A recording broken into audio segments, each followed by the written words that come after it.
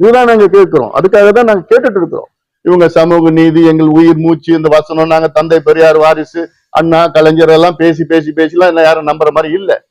உண்மையிலேயே நீங்க தந்தை பெரியார் மீது நம்பிக்கை, அக்கறை இருந்தால், மரியாதை இருந்தா, இன்னைக்கு நீங்க இன்னும் அடுத்த ஒரு வாரம் 10 நாள்ல வந்து தமிழ்நாட்டுல நாங்க ஜாதி வாரி கணக்கெடுப்பு நடத்தி இடஒதுக்கீட்டை இன்னும் அதிகப்படுத்தி சமூக நீதிக்கு நாங்கள் சமூக நீதி நிலைநாட்டுவோம் என்று சொல்லுவீங்க.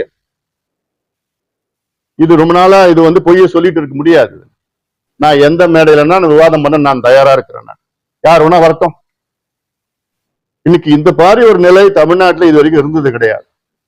அதாவது இன்னைக்கு ஸ்கூல் படிக்கிற பிள்ளைங்க, பள்ளிக்கூடம் படிக்கிற பிள்ளைங்க எல்லாம் போதைப் பொருட்கள் பயன்படுத்திட்டு இருக்கிறாங்க. காலேஜ் பிள்ளைங்களை பத்தி சொல்லவே தேவையில்லை. இந்தியாவிலே அதிக போதைப் பொருட்கள் இங்க பழக்கம் தமிழ்நாட்டுல தான் இந்த கடந்த 3, 4, 5 ஆண்டுகளில் அதிகமா ஆயிட்டு இருக்கு.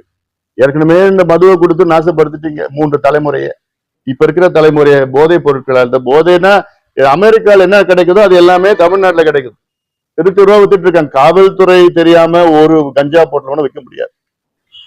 ஒரு வசனம் அப்பப்போ ஒரு செய்தி வரும், ஒரு ஸ்டேட்மெண்ட் வரும், முதலமைச்சர் ஆய்வு பண்ணாரு. எத்தனை ஆய்வு பண்ணி எத்தனை பேர் நீங்க சஸ்பெண்ட் பண்ணீங்க, எத்தனை பேர் டிஸ்மிஸ் பண்ணீங்க? ஒரு 10 காவல்துறையை சார்ந்தவர்கள் வந்து இதனால நீங்க சஸ்பெண்ட் பண்ணி டிஸ்மிஸ் பண்ணுங்க. ஆனா வந்து இதெல்லாம் குறையும். சும்மா கைது பண்றது என்ன, ஒரு 3000-4000 பேரை விற்கிறவங்களை, தெருவில் விற்கிறவங்க கைது பண்ணிட்டு அவன் 5 நாள்ல பெயில்ல வந்துடுறான். யார் விற்கிறா, யார் சப்ளை பண்ற, எங்க இருந்து வருது, எப்படி வருது, எல்லாமே அது கணக்கு பண்ணுங்க. அது யார் இருந்தாலும் சரி, எந்த கட்சி, எந்த அமைப்பு, எந்த ஜாதி, எந்த மதம், யார் இருந்தாலும் சரி. இதெல்லாம் மக்கள் பார்த்துட்டு இருக்கிறாங்க. இன்னும் எவ்வளவு விவசாயிகள் பிரச்சனைகள்